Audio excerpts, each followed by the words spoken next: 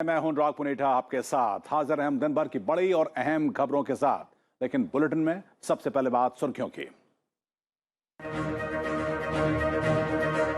आतंकवाद को शह देने वाले देशों पर संयुक्त राष्ट्र महासभा में प्रधानमंत्री नरेंद्र मोदी का कड़ा प्रहार। कहा, जो आतंक का कर रहे हैं इस्तेमाल, उनको भी खतरा। अफगानिस्तान की धरती का इस्तेमाल आतंकवाद फैलाने के लिए न किया जाए। समुद्री संसाधनों को विस्तारवाद की दौड़ से बचाकर रखने की भी की अपील।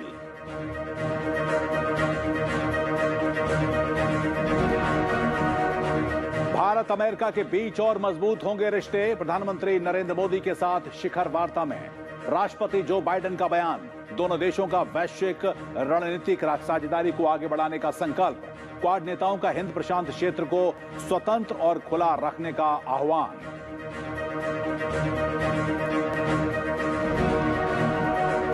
संयुक्त राष्ट्र महासभा में पाकिस्तान के प्रधानमंत्री के बयान पर भारत ने जताई कड़ी आपत्ति। भारत के फर्स्ट सेक्रेटरी स्नेहा दुबे ने कहा, पाकिस्तान का आतंकवादियों को मदद और बढ़ावा देने का रहा है इतिहास। संयुक्त राष्ट्र मंच के गलत इस्तेमाल का भी लगाया आरोप।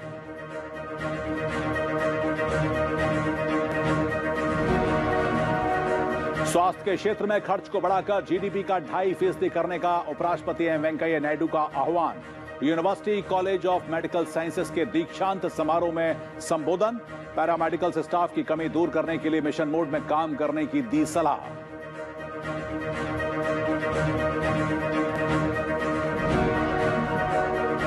पंचायत से लेकर संसद तक को और सशक्त बनाने पर लोकसभा अध्यक्ष ओम बिरला का जोर। शिमला में पीठासीन अधिकारियों के सम्मेलन में शामिल होंगे पंचायत से संसद तक के पीठासीन अधिकारी। लोकसभा अध्यक्ष ओम बिरला ने कहा, अनुशासन, शिष्टाचार और शालीनता के घटते स्तर पर होगी चर्चा।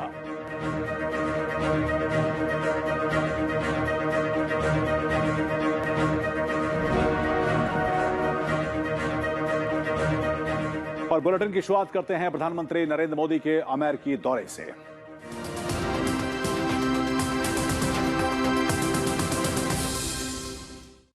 और अमेरिकी दौरे पर गए प्रधानमंत्री नरेंद्र मोदी ने आज न्यूयॉर्क में संयुक्त राष्ट्र महासभा को संबोधित किया। उन्होंने अपने भाषण की शुरुआत भारतीय लोकतंत्र की ताकत, अपनी सरकार की ओर से जनहित से जुड़ी हुई योजनाओं और आर्थिक सुधारों का जिक्र किया। इसके साथ ही उन्होंने संयुक्त राष्ट्र में सुधार, कोरोना वायरस महामारी, कोविड वैक्सीन, अफगानिस्तान, आतंकवाद और हिंद महासागर समेत कई मुद्दों पर अपनी सरकार और भारत का पक्ष रखा। उन्होंने आतंकवाद के मुद्दे पर कड़ा प्रहार करते हुए दो टूक कहा कि अफगानिस्तान की जमीन का इस्तेमाल आतंकवाद को बढ़ाने और पॉलिटिकल टूल के लिए नहीं किया जाना चाहिए। रिग्रेसिव थिंकिंग के साथ जो देश आतंकवाद का पॉलिटिकल टूल के रूप में इस्तेमाल कर रहे हैं, उन्हें ये समझना होगा कि आतंकवाद उनके लिए भी उतना ही बड़ा खतरा है। ये सुनिश्चित किया जाना बहुत जरूरी है कि अफगानिस्तान की धरती का इस्तेमाल आतंकवाद फैलाने और आतंकी हमलों के लिए न हो। हमें इस बात के लिए भी सतर्क रहना होगा कि वहां की नाजुक स्थितियों का कोई देश अपने स्वार्थ के लिए एक टूल की तरह इस्तेमाल करने की कोशिश न करें। इसके साथ ही दुनिया भर के वैक्सीन निर्माताओं को भारत में वैक्सीन बनाने का निमंत्रण देते हुए प्रधानमंत्री ने कहा कि मानवता के प्रति अपने दायित्व को समझते हुए भारत ने एक बार फिर दुनिया के जरूरतमंदों को वैक्सीन देना शुरू कर दिया है। और भारत ने दुनिया की पहली डीएनए वैक्सीन विकसित कर ली है। इसे 12 वर्ष से अधिक उम्र के किसी भी व्यक्ति को दिया जा सकता है। मैं यूएनजीए को ये जानकारी देना चाहता हूं कि भारत ने दुनिया की पहली डीएनए वैक्सीन विकसित कर ली है, जिसे 12 साल की आयु से ज्यादा के सभी लोगों को लगाया जा सकता है। मैं आज दुनिया भर के वैक्सीन मैन्युफैक्चरर्स को भी आमंत्रित करता हूं, कम मेक वैक्सीन इन इंडिया। इसके साथ ही उन्होंने इंडो पैसिफिक यानी कि हिंद प्रशांत क्षेत्र को लेकर भी संयुक्त राष्ट्र महासभा में कहा कि हम समुद्रीय संसाधन का उपयोग करें, दुरुपयोग नहीं। हमारे समुद्र अंतर्राष्ट्रीय व्यापार की लाइफलाइन है, इन्हें हमें विस्तारवाद और एकाधिकारवाद की दौड़ से बचाकर रखना होगा। हमारे समंदर भी हमारी साझी विरासत है, इसलिए हमें ये ध्यान रखना होगा कि ओशन रिसोर्सेज को हम यूज करें, एब्यूज नहीं। हमारे समंदर अंतर्राष्ट्रीय व्यापार की लाइफलाइन भी है, इन्हें हमें एक्सपांशन और एक्सक्लूजन की दौड़ से बचाकर रखना होगा। रूल बेस्ड वर्ल्ड ऑर्डर को सशक्त करने के लिए अंतर्राष्ट्रीय समुदाय को एक सुर में आवाज उठानी ही होगी। इसके साथ ही उन्होंने संयुक्त राष्ट्र में सुधार को लेकर भी कहा कि संयुक्त राष्ट्र को प्रासंगिक बनाए रखना है तो उसे अपनी विश्वसनीयता और प्रभावशीलता को सुधारना होगा।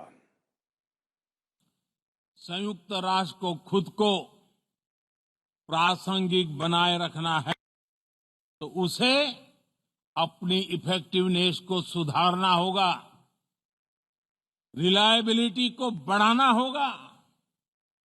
यूएन पर आज कई तरह के सवाल खड़े हो रहे हैं। इन सवाल को हमने क्लाइमेट क्राइसिस में देखा है, कोविड के दौरान देखा है, दुनिया के कई हिस्सों में चल रही प्रॉक्सी वॉर, आतंकवाद और अभी अफगानिस्तान के संकट ने इन सवालों को और गहरा कर दिया है। ये आवश्यक है कि हम यूएन को ग्लोबल ऑर्डर, ग्लोबल लॉ और ग्लोबल वैल्यूज के संरक्षण के लिए निरंतर सुदृढ़ करें। प्रधानमंत्री नरेंद्र मोदी ने जलवायु परिवर्तन से निपटने को लेकर स्वच्छ ऊर्जा के विकास के लिए अपने सरकार और भारत की प्रतिबद्धता भी दोहराई। भारत ने इकोनॉमी और इकोलॉजी दोनों में बेहतर संतुलन स्थापित किया है। बड़े और विकसित देशों की तुलना में क्लाइमेट एक्शन को लेकर भारत के प्रयासों को देखकर आप सभी को निश्चित ही गर्व होगा। आज भारत बहुत तेजी के साथ 450 गीगावाट रिन्यूएबल एनर्जी के लक्ष्य की तरफ बढ़ रहा है। हम भारत को दुनिया का सबसे बड़ा ग्रीन हाइड्रोजन हब बनाने के अभियान में भी जुट गए हैं। उधर कोविड संकट के बीच में अमेरिका में हुए क्वाड शिखर सम्मेलन में 21वीं सदी की चुनौतियों पर व्यवहारिक सहयोग पर जोर दिया गया। प्रधानमंत्री नरेंद्र मोदी ने इंडो पैसिफिक देशों के बीच में आपूर्ति श्रृंखला, कोविड वैक्सीन उत्पादन, वैश्विक सुरक्षा और कोविड रिस्पांस के साथ साथ नई तकनीकों के क्षेत्र में सहयोग बढ़ाने की जरूरत बताई। क्वाड शिखर सम्मेलन में प्रधानमंत्री नरेंद्र मोदी ने कहा कि ये संगठन वैश्विक हित के लिए प्रतिबद्ध है। लोकतांत्रिक मूल्यों के आधार पर क्वाड सकारात्मक सोच और दृष्टिकोण के साथ आगे बढ़ रहा है, जो दुनिया की भलाई के लिए काम करेगा। विश्व कोविड-19 पैंडेमिक से मुकाबला कर रहा है, तो क्वाड के रूप में हम एक बार फिर मिलकर मानवता के हित में जुटे हैं। हमारा क्वाड एक तरह से फोर्स फॉर ग्लोबल गुड की भूमिका में काम करेगा। मुझे विश्वास है क्वाड में हमारा सहयोग इंडो पैसिफिक में और विश्व में शांति और समृद्धि सुनिश्चित करेगा। प्रधानमंत्री ने कहा कि कोविड संकट के बीच क्वाड नेताओं के साथ चर्चा व्यापक और रचनात्मक है। क्वाड की वैक्सीन पहल इंडो पैसिफिक देशों की बड़ी मदद करेगी। सप्लाई चेन हो या वैश्विक सुरक्षा हो, क्लाइमेट एक्शन हो या कोविड रिस्पांस या फिर टेक्नोलॉजी में सहयोग, इन सभी विषयों पर मुझे अपने साथियों से चर्चा करते बहुत खुशी होगी। अमेरिका के राष्ट्रपति जो बाइडेन ने कहा कि कोविड रोधी वैक्सीन की वैश्विक आपूर्ति बढ़ाने के लिए भारत और अमेरिका साथ काम कर रहे हैं। उन्होंने कहा कि क्वाड समूह वैश्विक और भविष्य के मुद्दों पर साझा विचार रखता है। This grouping of democratic partners who share a world view and have a common vision for the future, coming together to take on key challenges of our age, from COVID to climate to emerging technologies. It embodies an approach I spoke of at the UN earlier this week. Australia के प्रधानमंत्री ने कहा कि quad संगठन वैश्विक समस्याओं का समाधान कर सकता है। उन्होंने कहा कि इस समय विश्व का कोई भी हिस्सा हिंद प्रशांत क्षेत्र से अधिक संवेदनशील नहीं है। There is no part of the world that is more dynamic than the Indo-Pacific at this time. A region that has extraordinary opportunity, wide diversity, great wealth, but many challenges that must be overcome. सम्मेलन में Japan के प्रधानमंत्री ने कहा कि quad देशों के साझा मूल्य हैं, चाहे क्षेत्रीय मुद्दे हों या कोविड संकट जैसा वैश्विक मुद्दा। क्वाड संगठन ने इसके समाधान के प्रयास किए हैं। बैठक के बाद जारी साझा बयान में समावेशी, स्वतंत्र और खुला हिंद प्रशांत क्षेत्र के लिए साथ काम करने की प्रतिबद्धता जताई गई। कोविड वैक्सीन उत्पादन बढ़ाने, बेहतर मानकों के बुनियादी ढांचे को बढ़ावा देने और जलवायु परिवर्तन संकट से मुकाबला करने के लिए साथ काम करने की प्रतिबद्धता जताई गई। सभी देशों ने उभरती तकनीकों, अंतरिक्ष, साइबर सुरक्षा और अगली पीढ़ी की क्षमता का विकास करने के लिए भागीदारी बढ़ाने पर जोर दिया। इसके साथ ही दो सबसे बड़े लोकतंत्र भारत और अमेरिका के बीच में रिश्तों में मजबूती तय है। प्रधानमंत्री नरेंद्र मोदी के साथ अपनी पहली मुलाकात में अमेरिकी राष्ट्रपति जो बाइडेन ने यह बात कही। दोनों देशों के बीच में वॉशिंगटन में शुक्रवार को हुई शिखर वार्ता में आर्थिक सहयोग, जलवायु परिवर्तन, कोरोना महामारी समेत कई और अहम विषयों पर चर्चा हुई। प्रधानमंत्री मोदी ने अमेरिकी राष्ट्रपति के साथ इस बैठक को बेहद अहम बताया। व्हाइट हाउस में प्रधानमंत्री नरेंद्र मोदी और अमेरिका के राष्ट्रपति जो बाइडेन के बीच हुई पहली द्विपक्षीय बैठक में कोरोना, जलवायु परिवर्तन और आर्थिक सहयोग समेत कई और अहम मुद्दों पर विस्तार से चर्चा हुई। प्रधानमंत्री ने भारत और अमेरिका के बीच रिश्तों को और बेहतर बनाने पर जोर दिया। वहीं अमेरिकी राष्ट्रपति जो बाइडेन ने विश्वास दिलाया कि आने वाले समय में दो सबसे बड़े लोकतंत्र देशों के रिश्तों में और मजबूती आएगी। लोकतांत्रिक परंपराओं और मूल्यों को लेकर के जो हम जी रहे हैं और जिसके प्रति हम समर्पित हैं, हम कमिटेड हैं, वो ट्रेडिशन का अपना एक महात्म्य और अधिक बढ़ेगा। I think that the relationship between India and the United States, the largest democracies in the world,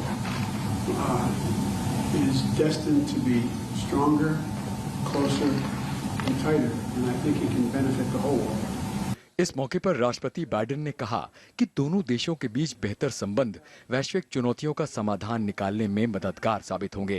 प्रधानमंत्री ने भी प्रौद्योगिकी का लाभ दूसरे देशों तक पहुंचाने पर जोर दिया। इस दशक में भारत और अमेरिका के रिश्तों में टेक्नोलॉजी, और वो भी पूरी मानवता के लिए उपयोगी हो, उस दिशा में हमारी टैलेंट टेक्नोलॉजी के माध्यम से बहुत सेवा कर सकती हैं और एक बड़ा अवसर हमें उपलब्ध होगा। As I think you know, Mr. Prime Minister, I've long believed that the U.S.-India relationship can help us solve an awful lot of global challenges. Bharat अमेरिकी संबंधों में व्यापार एक अहम क्षेत्र है। अमेरिकी राष्ट्रपति जो बाइडेन ने कोविड रोधी वैक्सीन का निर्यात फिर शुरू करने के भारत के फैसले की सराहना की। भारत और अमेरिका के बीच ट्रेड का अपना महत्व है और इस दशक में ट्रेड के क्षेत्र में भी हम एक दूसरे को काफी पूरक हो सकते हैं। बहुत सी चीजें हैं जो अमेरिका पास है, जो भारत को जरूरत है। बहुत सी चीजें भारत के पास है जो अमेरिका के काम आ सकती हैं। तो ट्रेड भी इस दशक का एक बहुत बड़ा क्षेत्र है। and taking on some of the toughest challenges we face together, starting with a shared commitment to ending the COVID pandemic. Joe Biden के अमेरिका के राष्ट्रपति बनने के बाद प्रधानमंत्री के साथ पहली मुलाकात थी। बैठक के बाद प्रधानमंत्री नरेंद्र मोदी ने व्हाइट हाउस के रूजवेल्ट रूम में आगंतुक पुस्तिका पर भी हस्ताक्षर किए। उधर संयुक्त राष्ट्र महासभा में पाकिस्तान के प्रधानमंत्री इमरान खान के बयान पर भारत ने कड़ी प्रतिक्रिया जताई है।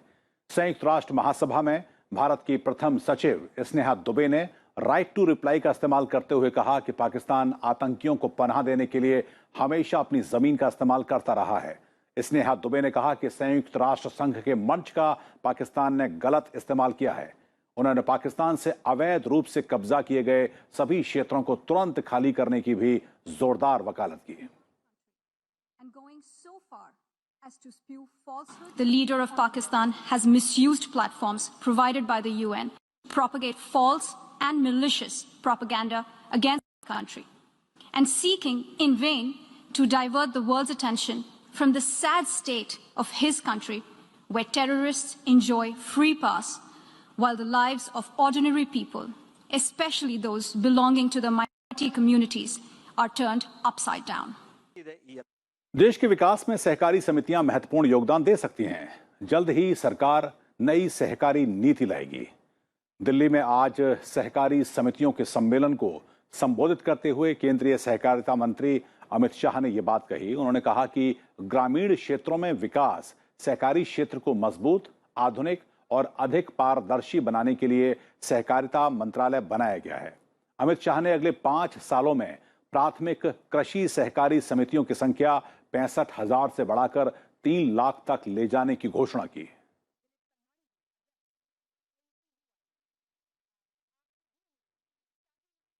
और अब वक्त है राज्यों से जुड़ी हुई अहम खबरों को जानने का।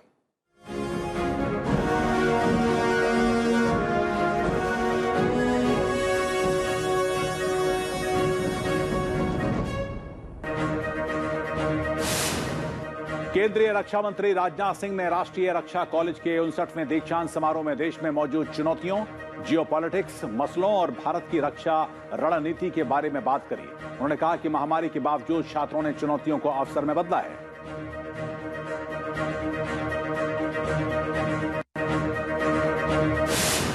उत्तर प्रदेश के मुख्यमंत्री योगी आदित्यनाथ ने आज गोरखनाथ मंदिर के हिंदू सेवाश्रम में जनता दर्शन कार्यक्रम में लोगों की समस्याएं सुनी और उनके समाधान का निर्देश भी दिया। साथ ही उन्होंने विभिन्न योजनाओं के प्रचार प्रसार के लिए गरीब कल्याण मेले का शुभारंभ किया।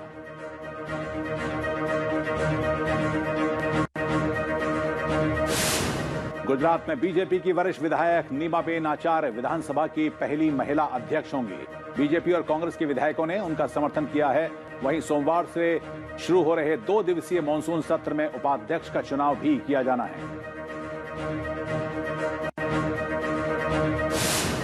त्रिपुरा के मुख्यमंत्री विप्लव देव प्रदेश में आयुष्मान भारत प्रधानमंत्री जन आरोग्य योजना के 3 साल पूरा होने पर आयोजित एक कार्यक्रम में शामिल हुए। इस मौके पर प्रदेश सरकार की ओर से आयुष्मान कार्ड का वितरण किया गया।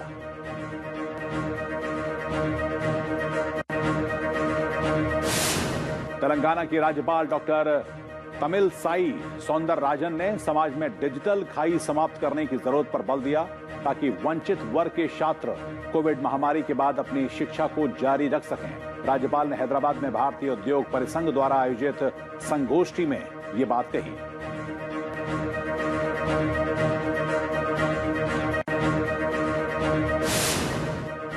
बिहार में राज्य सरकार ने कोविड प्रतिबंधों में छूट देने का फैसला किया है। सभी आंगनवाड़ी केंद्रों और प्री प्राइमरी स्कूलों को फिर से खोलने की अनुमति दी है। मुख्यमंत्री नीतीश कुमार की अध्यक्षता में आपदा प्रबंधन दल की बैठक के बाद यह निर्णय लिया गया।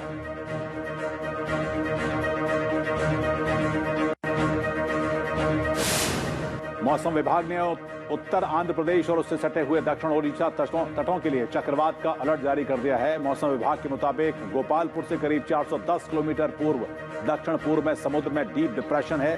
अलर्ट के मद्देनजर ओडिशा में 13 टीमें और आंध्र प्रदेश में 5 टीमें तैनात कर दी गई हैं।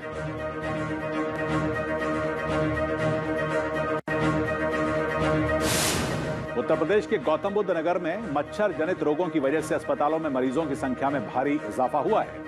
यहाँ पर डेंगू के 21 से ज्यादा मामले आ चुके हैं। बच्चों में सांस लेने में दिक्कत और ब्रोंकोपनिया के मामले तेजी से बढ़े हैं।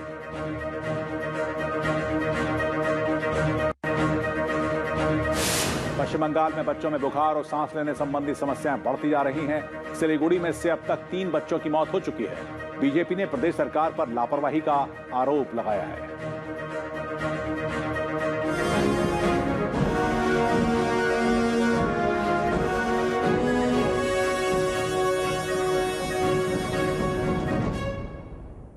पंडित दीनदयाल उपाध्याय को देश आज याद कर रहा है। देश भर में आज उनकी 105वीं जयंती मनाई जा रही है। इस मौके पर प्रधानमंत्री नरेंद्र मोदी से लेकर तमाम दिग्गजों ने उन्हें श्रद्धांजलि अर्पित की और समाज के कमजोर तबके के उत्थान के लिए उनके प्रयासों को याद किया। आज ही के दिन यानी कि 25 सितंबर 1916 को दीनदयाल उपाध्याय का जन्म उत्तर प्रदेश के मथुरा जिले में हुआ था। भारत में हर साल 25 सितंबर को अंत्योदय दिवस के तौर पर मनाया जाता है। आज उनकी जयंती के अवसर पर उत्तर प्रदेश के सभी विकास खंडों पर गरीब कल्याण मेले का आयोजन भी किया गया। आज का दिन भारत में अंत्योदय दिवस के रूप में मनाया जाता है। पंडित दीनदयाल उपाध्याय की जन्म वर्षगांठ के उपलक्ष्य में ये दिन मनाया जाता है। पंडित दीनदयाल उपाध्याय एक विचारक, इतिहासकार और राजनीतिक कार्यकर्ता थे। विचारधारा को प्रतिपादित करते हुए एक राष्ट्रीय राजनीतिक दल के रूप में स्थापित करने में और आज जो दुनिया की सबसे बड़ी राजनीतिक दल के रूप में उभर करके भारतीय जनता पार्टी आई है, उसके नींव को रखने वाले हमारे पंडित दीनदयाल उपाध्याय जी थे। 25 सितंबर 2014 को मोदी सरकार ने अंत्योदय दिवस के रूप में घोषित किया था। अंत्योदय का अर्थ है सबसे गरीब व्यक्ति का उत्थान करना। 1916 में मथुरा में जन्मे पंडित दीनदयाल उपाध्याय भारतीय जनसंघ के प्रमुख नेताओं में से एक थे। ये 1953 से 1968 तक भारतीय जनसंघ के अध्यक्ष थे। ये साम्यवाद और पूंजीवाद दोनों के आलोचक थे।